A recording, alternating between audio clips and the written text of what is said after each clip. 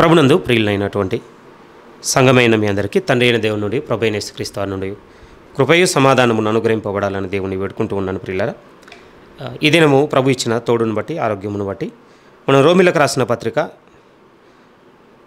ఒక విధంగా చెప్పాలంటే సారాంశం మొత్తమును మనము ధ్యానించుకోవడానికి ప్రయత్నం చేద్దాం. పోయిన వారం మనం చూస్తున్నప్పుడు ఆల్మోస్ట్ ముగింపులో ఉన్నటువంటి ఒక కీలకమైన ఒక విషయాన్ని మనం స్పేర్గా ఉంచుకోవడం జరిగింది. అది మీతో ప్రస్తావిస్తున్నప్పుడు మరలా ఈ పత్రిక యొక్క మొత్తం సారాంశమును ఆ క్లుప్తమైన వాక్యంలో పౌలు గారు మరలా అక్కడ పునరుద్ఘాటించినట్టుగా మనం గుర్తు చేసుకున్నాం, మరలా రాసినట్టుగా. ఆ మాట నుంచే ఈ దినము వర్తమానమును ప్రారంభించుకొని ఈ పత్రికను మరలా మొదటి నుండి చివరి వరకు ఒకసారి రివైజ్ చేసుకుందాం. ప్రియమైన వాళ్ళారా, దయచేసి ఆ మాటలు మీరు చూడగలిగితే రోమిలకు రాసిన పత్రిక 16వ అధ్యాయము 25 నుంచి 27 వాక్యాలుగా కలిసి రాయబడిన లేఖనాన్ని ముందుగా చదువుతున్నాను. ఏమని రాస్తున్నారు పౌలు గారు అని అంటే 24లోనే బ్లెస్సింగ్స్ పంపించేశాడు. మన ప్రభు అయిన యేసుక్రీస్తు కృప మీకు తోడైండును గాక. ఒక విధంగా బెనడిక్షన్ అయిపోయిన తర్వాత మళ్ళీ ముగింపులో కొన్ని మాటలు రాస్తున్నాడు. ఏమంటున్నాడు అని అంటే, సమస్తమైన అన్యజనులు విశ్వాసమునకు విధేయులగునట్లు అనాది నుండి రహస్యముగా ఉంచబడి ఇప్పుడు ప్రత్యక్షపరచబడిన మర్మము నిత్య దేవుని ఆజ్ఞ ప్రకారము ప్రవక్తల లేఖనముల ద్వారా వారికి తెలుపబడి ఉన్నది. ఈ మర్మమును అనుసరించి ఉన్న నా సువార్త ప్రకారముగాను యేసుక్రీస్తును గూర్చిన ప్రకటన ప్రకారముగాను మిమ్మల్ని స్థిరపరచుటకు శక్తిమంతుడును అద్వితీయ జ్ఞానవంతుడైన దేవునికి యేసుక్రీస్తు ద్వారా నిరంతరము మహిమ కలుగునుగాక. 2 విషయాలు ప్రస్తావిస్తున్నాడు 3 వాక్యాల్లో. 2 విషయాలు ఏం కనపడుతున్నాయంటే, ఒకటి పరలోకం నుండి మన యుద్ధకు రావలసిన ఒక విషయాన్ని రాశాడు. అది పొందుకున్న తర్వాత మన యుద్ధ నుండి పరలోకానికి వెళ్ళవలసిన ఇంకొక విషయాన్ని రాస్తున్నాడు. ఒక విధంగా చెప్పొచ్చు, పాత నిబంధనలో మనకు కనపడుతుందిగా, యాకోబుకు దర్శనంలో కనపడ్డట్టుగానే ఆయనకు ఒక రాయి తల మీద పెట్టుకొని నిద్రపోగానే ఏది అన్న చంపుతాడన్న భయంతో పారిపోయినప్పుడు రాత్రి ఆయనకు దర్శనం కలుగుతుంది. ఒక పొడవైన నిచ్చెన భూమి నుండి ఆకాశానికి ఒక విధంగా పరలోకానికి వేసినట్టుగా కనపడుతుంది. ఇక్కడ నుంచి కొంతమంది పైకి ఎక్కుతున్నట్టుగా, పైనుంచి కొంతమంది కింది దిగుతున్నట్టుగా ఒక దర్శనం చూస్తాడు కదా. ఒక విధంగా ఆ దర్శనం యొక్క నెరవేర్పే యేసుక్రీస్తులో కనపడుతుంది. అక్కడ నుండి దిగి వచ్చిన వాడేవాడు, మరలా తిరిగి అక్కడికి పోయిన వాడేవాడు, ఆయన నజరేయుడైన యేసుక్రీస్తే కదా. సేమ్ అలాంటి ప్యాటర్నే కనపడుతుంది. ఇక్కడ కూడా పౌలు గారు రాస్తున్న మాటలు ఎలా ఉన్నాయంటే, ముగింపులో తండ్రి అయిన దేవుని, నిత్య దేవుడైన ఆయన యుద్ధ నుండి మనకి ఇది కావాలి, అది పొందుకున్న మనం ఇక్కడ నుంచి ఆ నిత్య దేవునికి, ఆ అనంత జ్ఞాని అయిన దేవాది దేవునికి మనం పంపవలసి ఉన్నవి అని 2 విషయాలను ప్రస్తావించాడు ఆయన. మన యుద్ధం నుండి దేవుని యుద్ధం నుండి మనం పొందుకోవాల్సిన దాంట్లో ఏమనుంది అని అంటే, ఒక విధంగా సమస్తమైన అన్యజనులు విశ్వాసమునకు విధేయులగునట్లు అనాది నుండి రహస్యంగా ఉంచబడి ఇప్పుడు ప్రత్యక్షపరచబడిన మర్మము నిత్య దేవుని ఆజ్ఞ ప్రకారము ప్రవక్తల లేఖనముల ద్వారా వారికి తెలపబడి ఉన్నది. దేవుని యుద్ధం నుండి మనకి ఏమొచ్చిందట అంటే, జాగ్రత్తగా వినండి ప్రియమైన వాళ్ళరా, విశ్వాసమునకు విధేయత చూపించాలన్నటువంటి పిలుపు మనకు వచ్చి ఉన్నదండి. అదే కదా అక్కడ రాసినాడు, విశ్వాసమునకు విధేయులగినట్లు. ఒకవేళ దేవుడు అక్కడి నుంచి మనకు పంపించిన ఈ మర్మమును మనం ఒక విధంగా సువార్తే దాన్ని స్వీకరించి దానికి విధేయత చూపి, ఏది విశ్వాసమునకు మనం విధేయత చూపించినట్లయితే వెంటనే కింద 2వ భాగంలో అంటున్నాడు, ఇక్కడ నుంచి అక్కడికి వెళ్ళేటి ఏముంటాయటంటే, ఈ మర్మమును అనుసరించి ఉన్న నా సువార్త ప్రకారముగాను యేసుక్రీస్తును గూర్చిన ప్రకటన ప్రకారముగాను మిమ్మల్ని స్థిరపరచుటకు శక్తిమంతుడును అద్వితీయ జ్ఞానవంతుడైన దేవునికి యేసుక్రీస్తు ద్వారా నిరంతరము మహిమ కలుగునుగాక. ఇప్పుడు మన నుంచి ఆయనకు వెళ్ళవలసింది మహిమ. మరి ఆయన ఎదురు మనకు వచ్చినటువంటి పిలుపు ఏంటి? ఇదిగో నేను ఏర్పరిచినటువంటి అనాది నుండి మర్మముగా ఉన్నటువంటి ఆ విశ్వాసమునకు ఇప్పుడు మీరు విధేయులు కావాలి. వాస్తవానికి ఈ పత్రిక 2 విషయాల మధ్య మనం క్లోజ్ చేయొచ్చండి.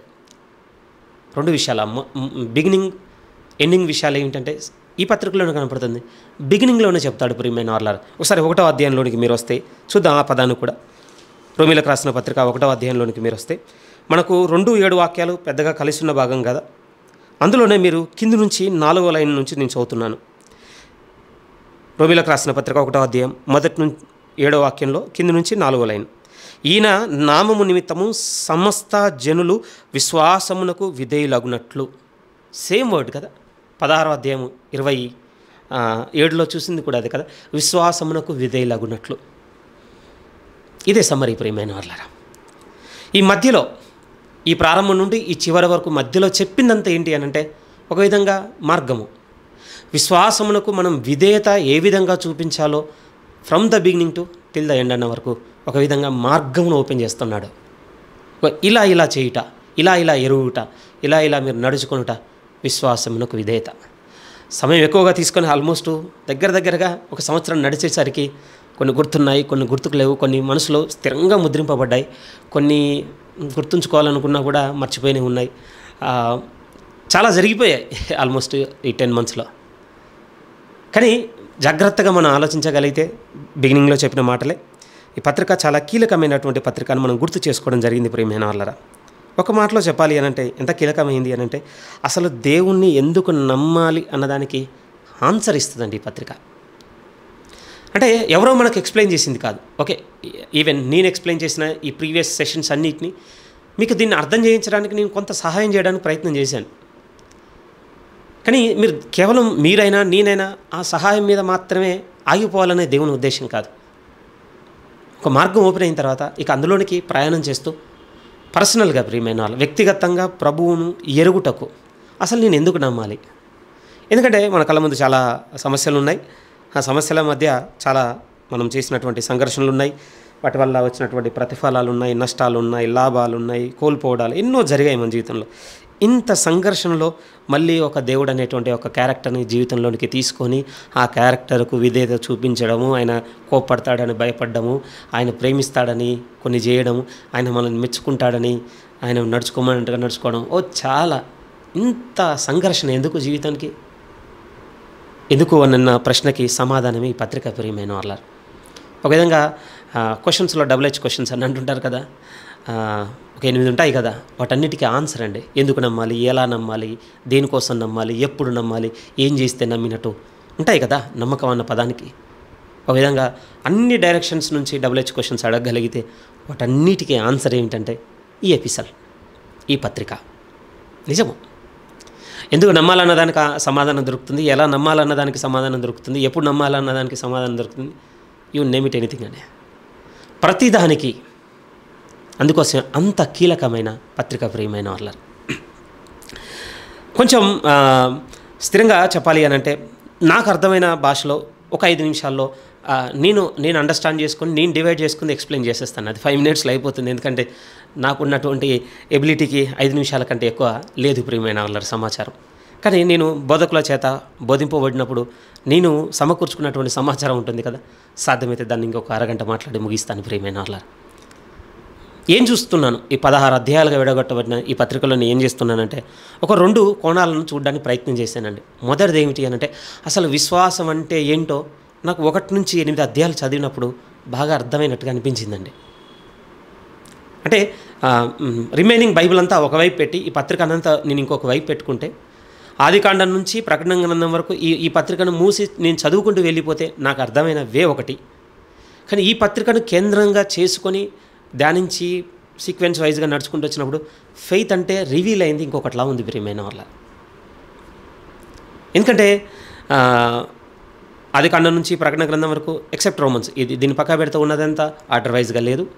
ఎందుకంటే ఎన్నో ఉన్నాయి, పోయిటరీ ఉంది, హిస్టరీ ఉంది, సాంగ్స్ ఉన్నాయి, చాలా ఉన్నాయి కదా బైబిల్ అన్నప్పుడు. అందులో అర్థమైనవి కొన్ని, అర్థం కాకుండా ఉన్నాయి కొన్ని, వ్యక్తుల జీవితాలు కొన్ని, వాళ్ళ నిర్ణయాలు కొన్ని, వాళ్ళ తప్పులు కొన్ని, చాలా ఉన్నాయి. వాటన్నిటి నుంచి పొడిగా అర్థం చేసుకొని అది నా విశ్వాసం అన్న దాన్ని కన్వర్ట్ చేసుకొని ఆర్డర్ వైజ్గా నేను కన్స్ట్రక్ట్ చేసుకునేసరికి అసలు ఎక్కడ బిగిన్ చేశానో ఎక్కడ ఏం చేశానో, జస్ట్ లైక్ మనం ఎవ్రీ ఇయర్ మనం బిగిన్ చేసేటువంటి బైబిల్ రీడింగ్ లాంటిదే. డే 1 బిగిన్ అయినప్పుడు ఒక పర్పస్ ఉంటుందండి, ఎందుకు చదవాలో ఇంటెన్షన్ ఉంటుంది, దాని పట్ల ఒక సీరియస్నెస్ ఉంటుంది, అన్నీ ఉంటాయి.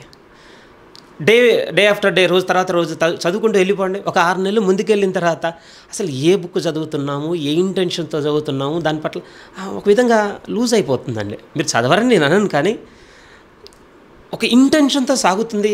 రకరకాల క్యారెక్టర్స్, రకరకాల ఈవెంట్స్ అన్నీ మన రీడింగ్లో యాడ్ అయిపోయేసరికి అయిపోతుంది ప్రియమైన వాళ్ళారా. ఎందుకంటే వాటన్నిటిని ఫిల్టర్ చేసుకొని మనకు కావాల్సిందే వెతుక్కుంటూ చదువుకోవాలంటే టైం తీసుకుంటుంది కదా.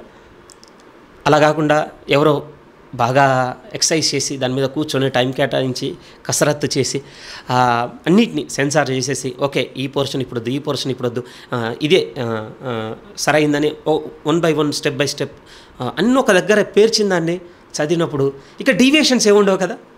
పిన్ టు పిన్ స్ట్రైట్ ఫార్వర్డ్గా ఉంటుంది. స్టెప్ బై స్టెప్ వెళ్తుండగానే రైట్ ఇది ఇది ఇది ఇది ఎంత కనెక్టింగ్గా ఉంటుందంటే ఓ ఇదా పర్పస్.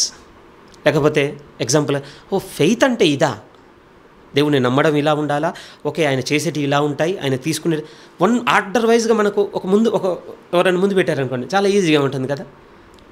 రోమపత్రిక 1-8 అదే జరిగింది ప్రియమైన వాళ్ళారా.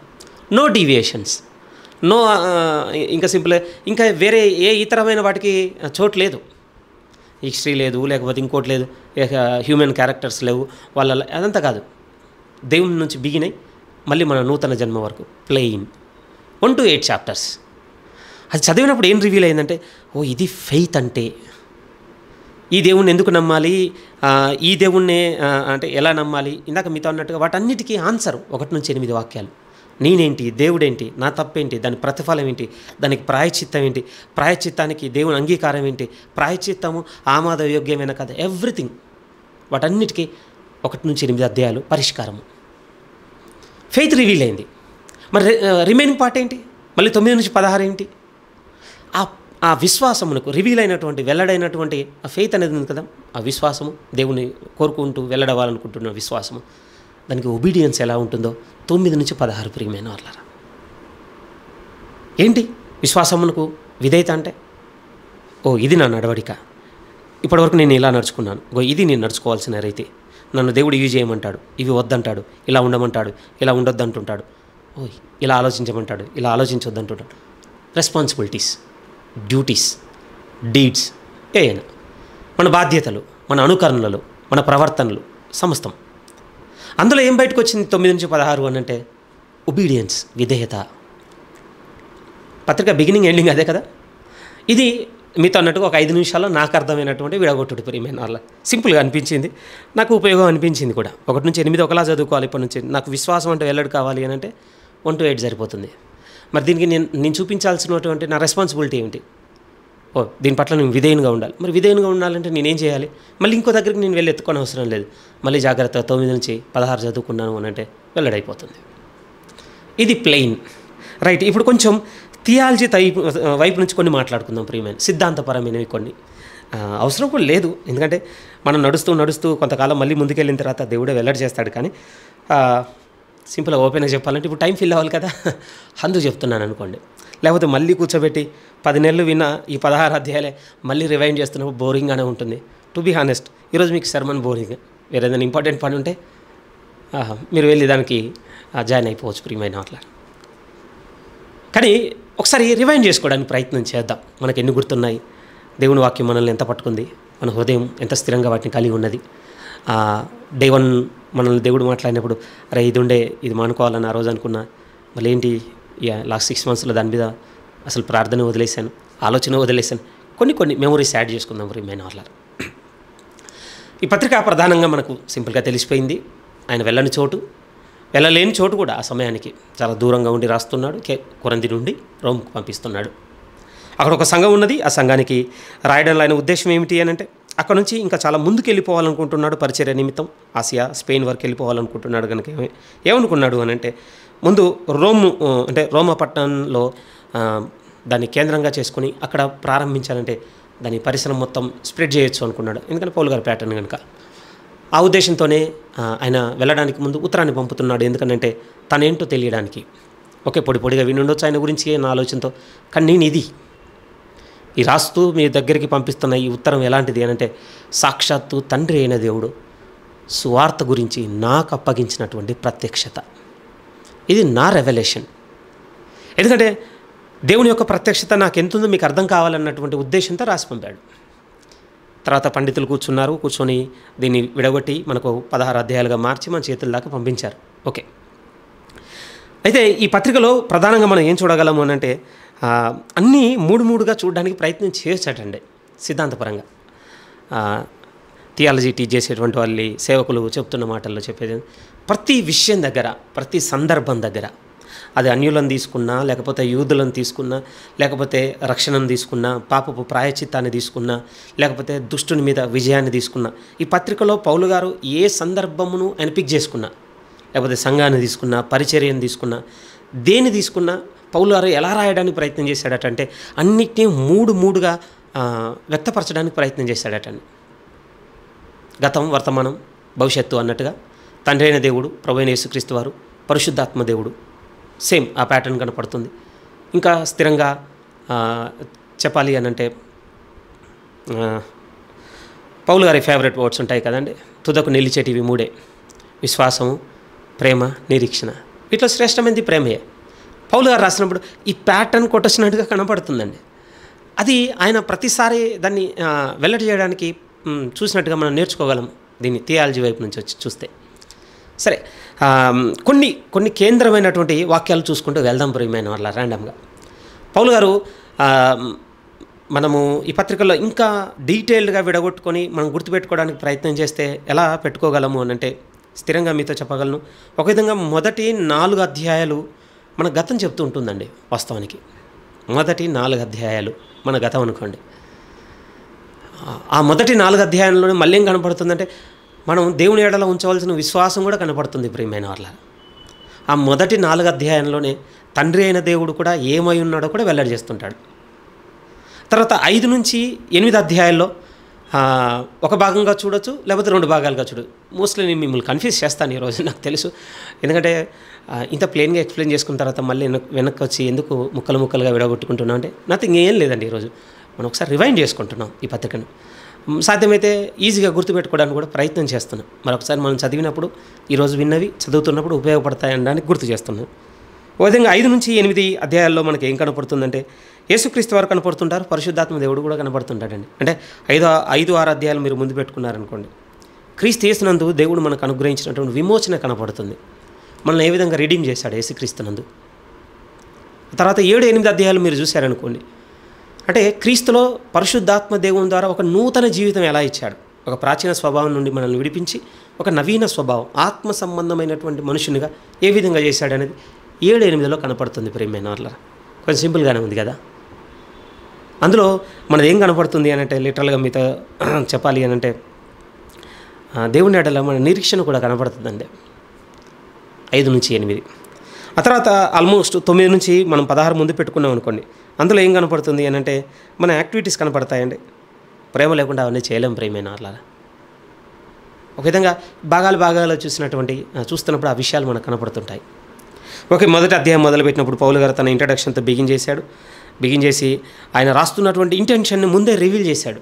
మొదటి 16-17 వాక్యాల వరకు చూడగానే మొదటి అధ్యాయంలో మనకు అర్థమైపోతుంది ఏం రాయబోతున్నాడు ఈ పత్రికలో అంటే దేవుని యొక్క అంటే యేసుక్రీస్తునందు దేవుని రక్షణ సువార్త ఏమై ఉన్నదో మొదటి 17 వాక్యాల్లోనే చెప్పేశాడండి. మరి ఇంత సింపుల్గా ఉన్న లెటర్ని ఎందుకు ఎక్స్ప్లెయిన్ చేశాడు అని అంటే ఈ 17 వాక్యాలకి కామెంటరీ అనుకోండి ఒక విధంగా రెస్ట్ ఆఫ్ ద లెటర్ అంతా.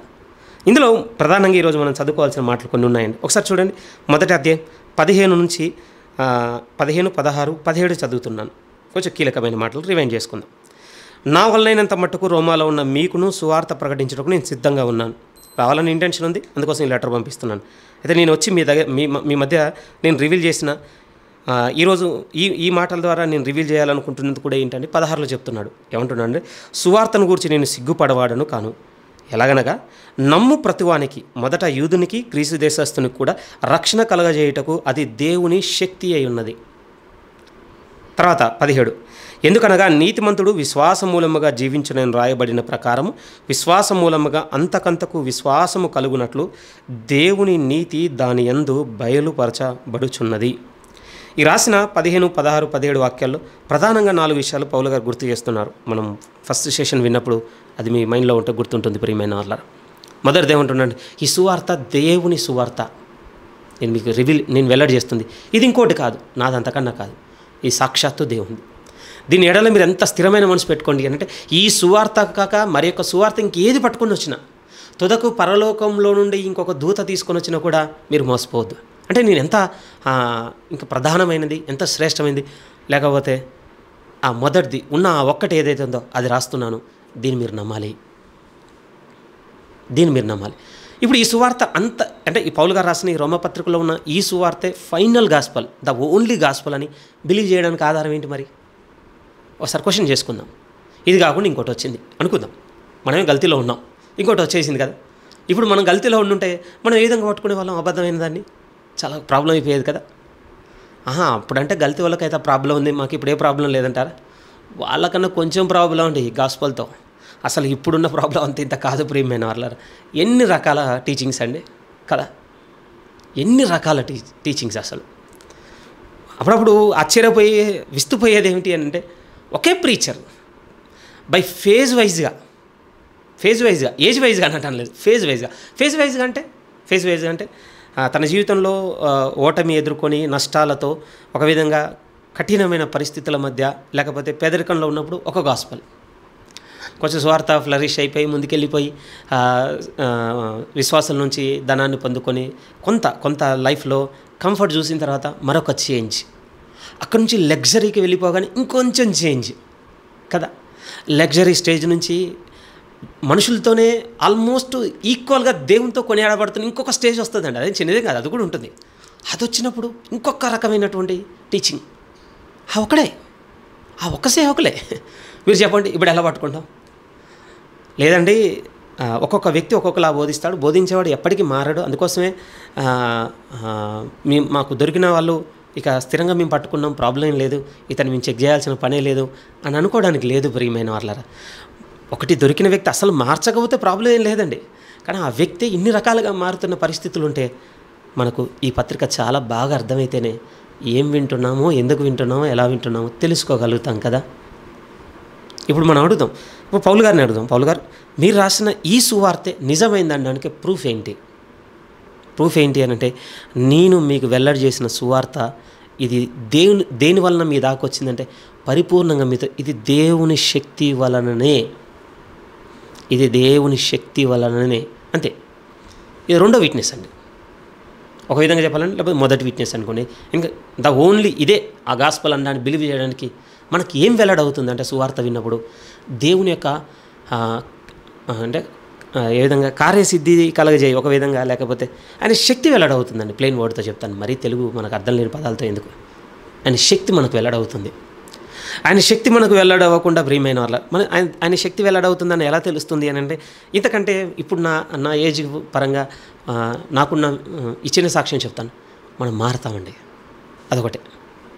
మనము మార్పు చెందడం ప్రారంభిస్తాం ప్రియమైన వాళ్ళ. అలా మారుస్తున్న సువార్త మీరు వింటున్నారు అని అంటే అది దేవుని శక్తితో ఉన్నదండి. మార్చడం లేదు, ఇంకోలా మిమ్మల్ని ఎక్విప్ చేస్తుంది, లేకపోతే జ్ఞానవంతులను చేస్తుంది, లేకపోతే మిమ్మల్ని ఎంజాయ్ చేసేటట్టుగా చేస్తుంది, లేకపోతే ఇంకా ఉన్నాయి కదా చాలా ఫీలింగ్స్ ఈరోజు ఎంటర్టైన్ చేస్తుంది, ఇంకోటి అది ఉంది అని అంటే ఒకసారి ఆలోచించాలి మీరు. పౌలు గారు రాసింది కాకుండా ఇంకేదో వింటున్నాం. ఎస్, ఇప్పుడు దేవుని శక్తి వెల్లడైందన్నటువంటి విషయం ఏది నిర్ధారణ పరుస్తుంది అని అంటే, జాగ్రత్తగా వినండి, ఆయన నీతే నిర్ధారణ పరుస్తుందండి. ఆయన నీతి. ఎందుకంటే ఈ ఆర్డర్ ఎందుకు చెప్తున్నాను అంటే, ఆయన రాసిన 16-17 వాక్యాల్లో ఆల్మోస్ట్ ఈ 4 థింగ్స్ కనపడతాయండి. ఇది దేవుని సువార్త, ఈ సువార్త దీంట్లో దేవుని శక్తి ఉన్నది. ఆ తర్వాత ఆ శక్తి ఏమనాలి మీతో, దేన్ని స్థాపించింది అంటే దేవుని యొక్క నీతిని స్థాపించింది. ఆ శక్తిని ఆశ్రయించిన వారందరూ నీతిమంతులుగా తీర్చబడుతున్నారు. అదే ఆయన నీతిని స్థాపించింది. వీటన్నిటిని ఎక్కడ చూడగలము అని అంటే, నేను రాసిన ఈ వాక్యంలో మీరు చూడగలరు. ఫైనల్ వర్డ్ ఏంటంటే ద వర్డ్ ఆఫ్ గాడ్. ఈ వాక్యమే మీకు వీటన్నిటిని మీకు కనపరుస్తుంది. ఇది ఇంట్రడక్షన్ అండి 17 వాక్యాల్లో. ఇక ప్రొసీడింగ్ అంతా ఎలా ఉంది అని అంటే ప్రియమైన వాళ్ళారా, ఒక నిమిషం. ప్రొసీడింగ్ అంతా ఎలా ఉంది అని అంటే జాగ్రత్తగా వినండి. ఈ మాటలు రాయడంలో పౌలు గారి ఉద్దేశం ఏమిటి అని అంటే, రక్షణ మన జీవితంలోనికి ఎలా వచ్చిందో రాయనుకున్నాడండి ఈ పత్రిక ద్వారా. అంతే కదా, ఎసెన్స్ ఏంటి ఈ పత్రిక యొక్క సారాంశం? రక్షణ. అయితే బాగా వినండి, దేవుని యొద్ద నుండి రక్షణ మనం పొందుకున్నామంటే ముందు దేవుడు మనకి ఏ విధంగా కనపరుచుకుంటే ఆయన రక్షణ అర్థమవుతుందంటే, ఆయన నీతి వెల్లడైతేనే మనకి ఏ విధంగా రక్షణ ఇచ్చాడో అర్థమవుతుంది. దట్ మీన్స్ ఇప్పుడు మన ఎడల ఒక వ్యక్తి తప్పు చేశాడు. జాగ్రత్తగా వినండి, కన్వే చేయడం కూడా నాకు కష్టమే, సింపుల్ ఎగ్జాంపుల్ కాబట్టి. ఒక వ్యక్తి మన ఎడల తప్పు చేశాడు. ఆ తప్పు చేసిన వ్యక్తి ఏమనుకుంటున్నాడంటే మనం క్షమించాలని కోరుకుంటున్నాడు. ఇప్పుడు మీరు చెప్పండి, నా దగ్గరికి రాగానే పోనీలే అంటే అయిపోతుంది కదంటే, మీరు బాగా వినండి, అలా అనడం మీకు చాలా కష్టమే, అర్థమవుతుందా? మీరు అలా అనగానే మిమ్మల్ని అర్థం చేసుకోవడం వాడికి కష్టమే.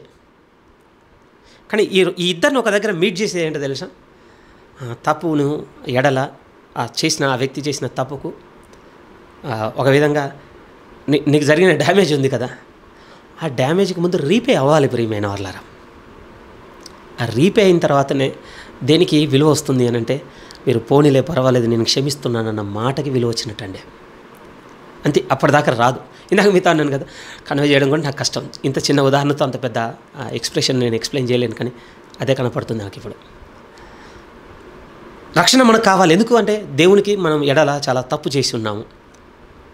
ఎక్కడ కనపడింది అని అంటే వెంటనే మొదటి అధ్యాయం సెకండ్ ఫేజ్ అంతా అదే రాస్తాడు కదా పౌలు గారు. సింపుల్గా చెప్పాడు, మనుషులు దేవుణ్ణి వదిలిపెట్టారు కనుక దేవుడు మనుషులను వదిలిపెట్టేశాడు, చేయరాని కార్యంలో చేయటకు వారి అపవిత్రతకు వారిని అప్పగించాడు. ఫలితం బయటికి ఏమొచ్చింది? ఇంకా మీరు చూడొచ్చు, మరణానికి తగినవి తప్ప జీవానికి తగిన ఒక్కడు కూడా మనుషుల నుండి బయటికి రావటం లేదు. ఇంకా ఏలుతుంది మరణం తప్ప మరణాన్ని జయించిన దాఖలాలు లేవు ప్రియమైన వాళ్ళారా. పోస్ట్పోన్ చేస్తున్నాం మేము, అంతే.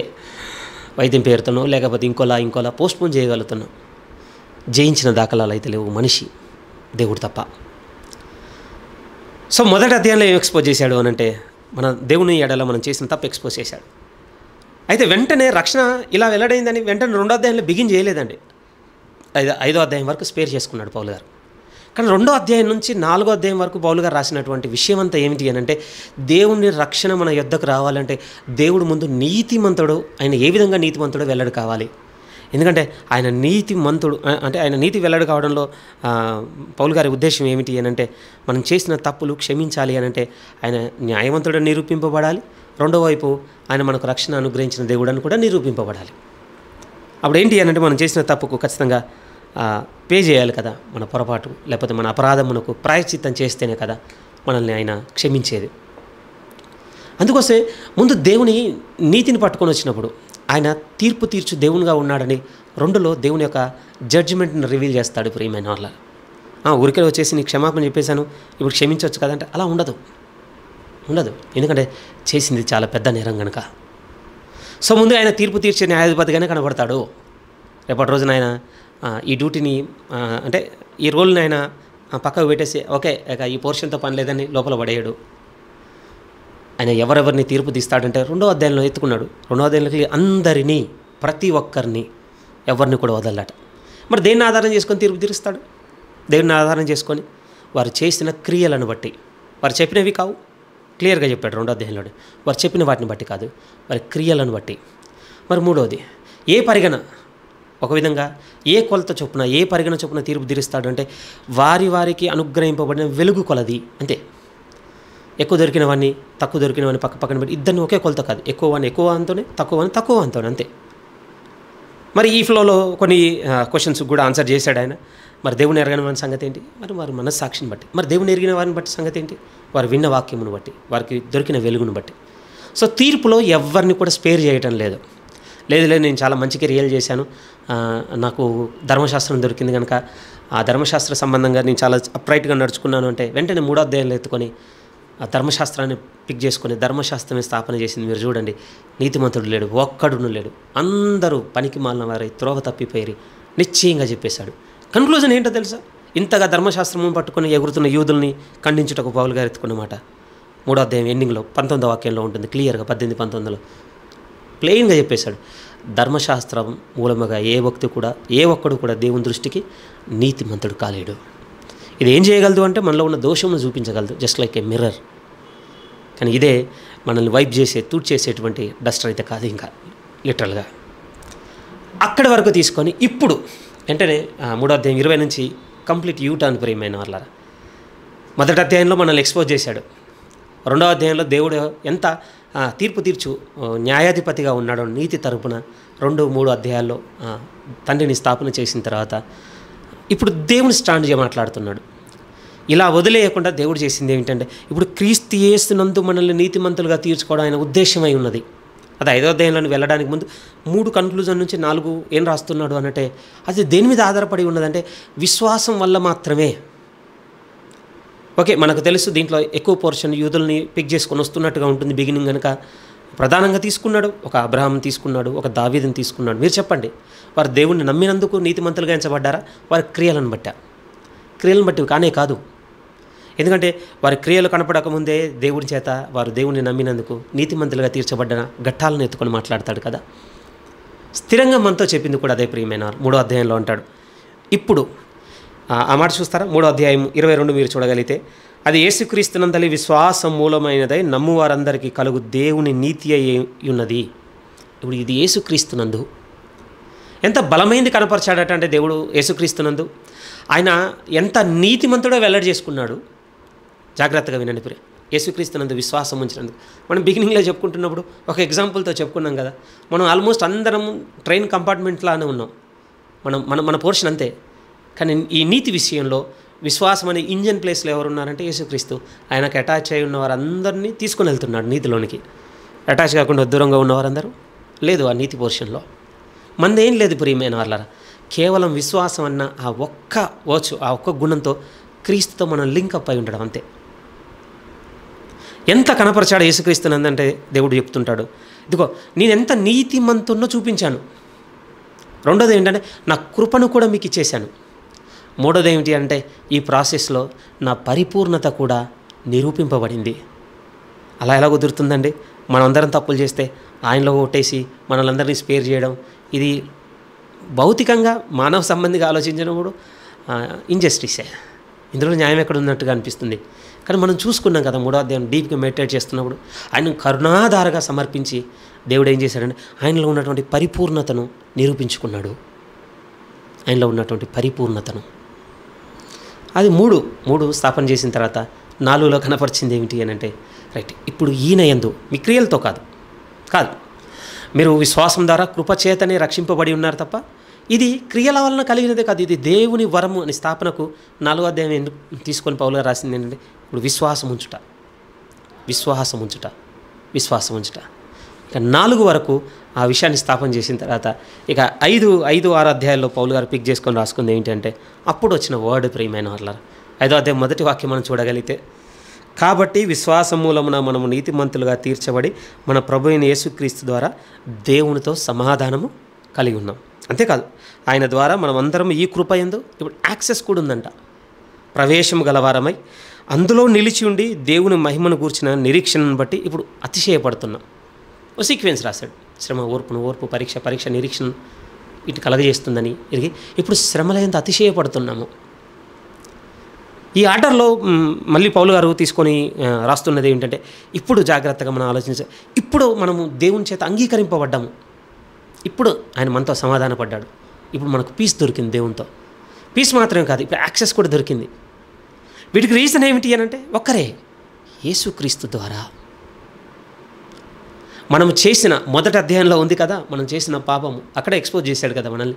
ఆ పాపమునకు ప్రాయశ్చిత్తముగా, విమోచనముగా తన కుమారుని ద్వారా ఇప్పుడు మనల్ని అంగీకరించాడు. ఆయన యొద్దకు ప్రవేశం కల్పించుకున్నాడు. ఆ తర్వాత ఆ నిత్య ఆనందంలోనికి, ఆ నిత్య నిరీక్షణలోనికి పాలివారం అవునట్లు మనకు అవకాశం కూడా ఇచ్చి ఉన్నాడు అని 5వ అధ్యాయం బిగిన్ చేసి రాస్తున్నాడు.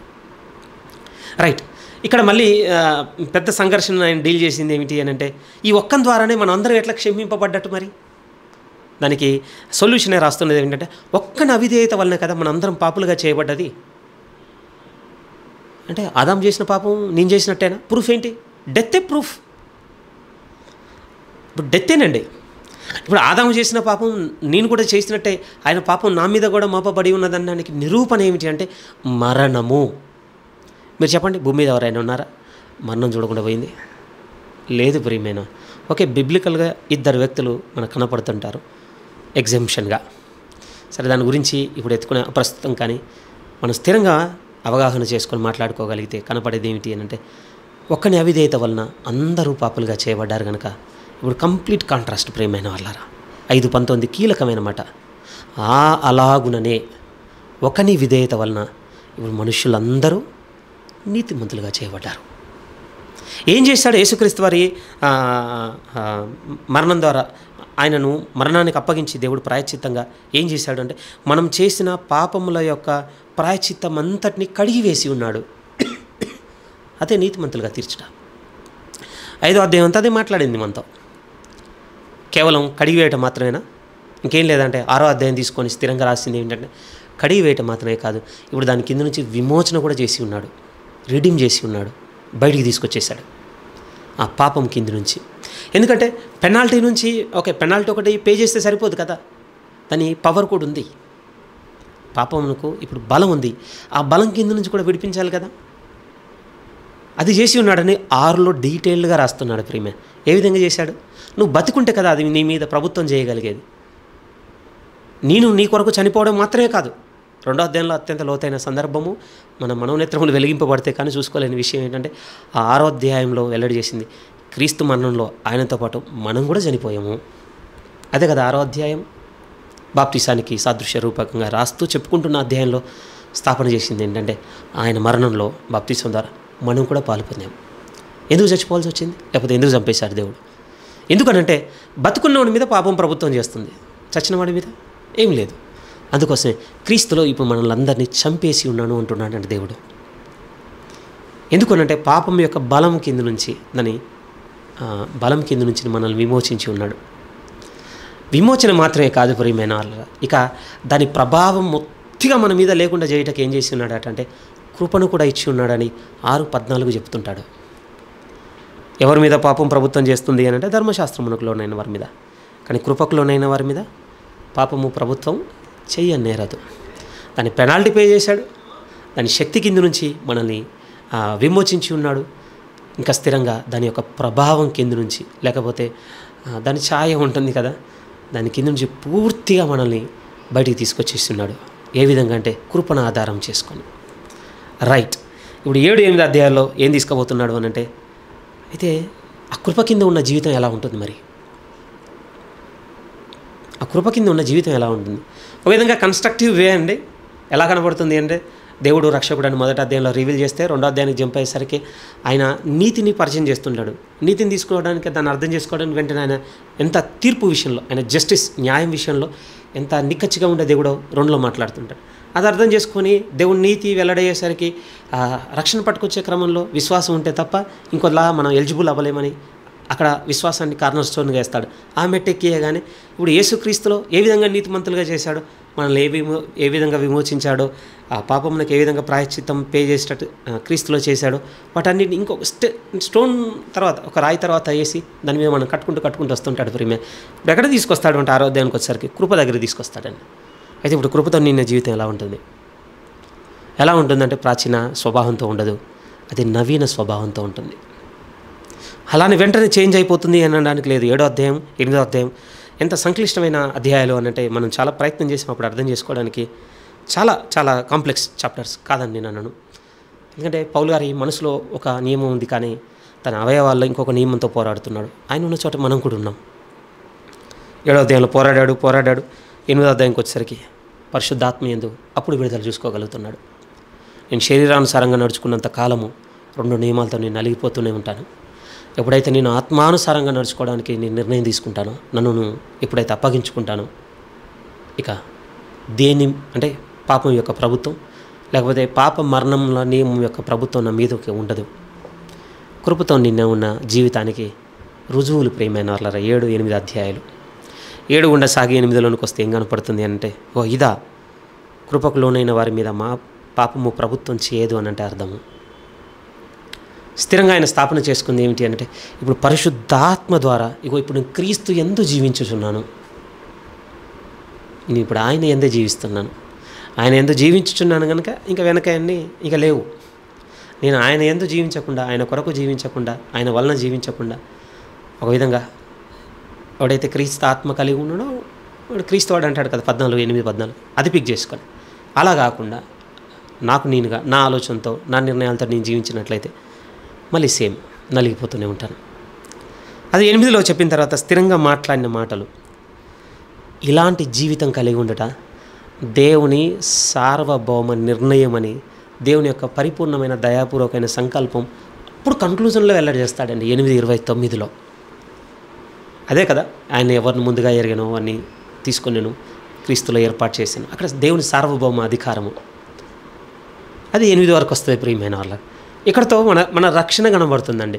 ఓ ఇది కదా విశ్వాసం ఉంచవలసింది. అసలు దేవుడు ఇంత కదా చేసేది.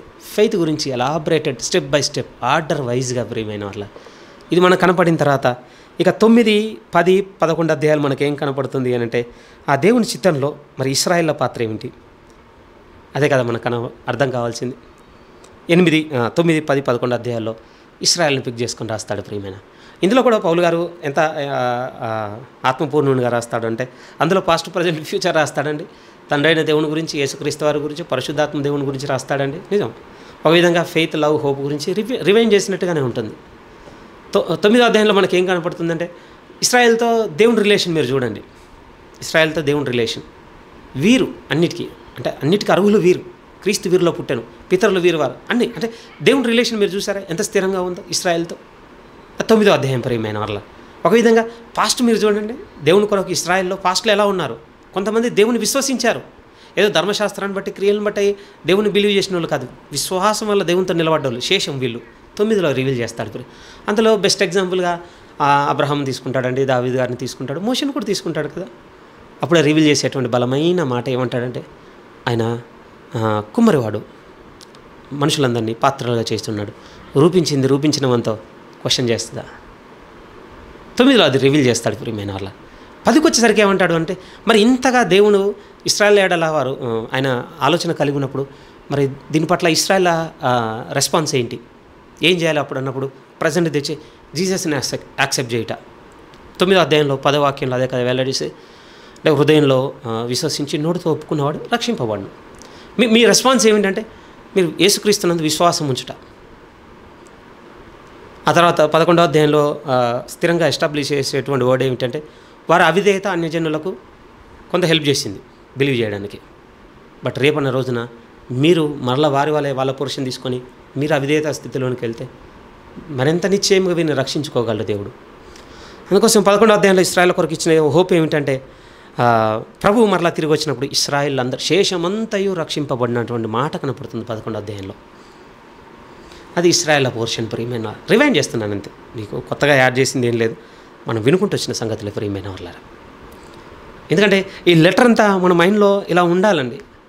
మనకు వచనం గుర్తులేక అవేనా కానీ ఎసెన్స్ ఏం జరిగింది, దేవుడు ఏ విధంగా కార్యాలు చేసి ఉన్నాడు, దేని తర్వాత ఏం జరిగించుకుంటూ వచ్చి ఉన్నాడు.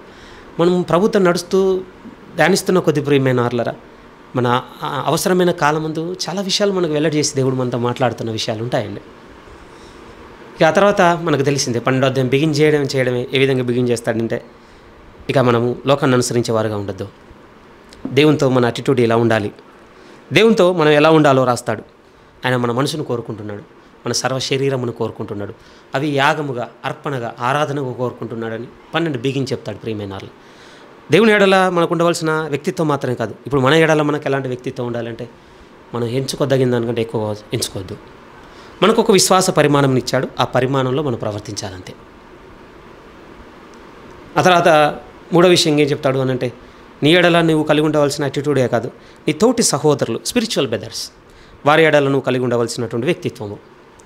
ప్రేమించాలి వారిని, కీడుకు ప్రతి కీడు చేయకూడదు, శక్యమైతే సమాధానంగా ఉండాలి. అంతే కదా మనతో మాట్లాడిన దేవుడు.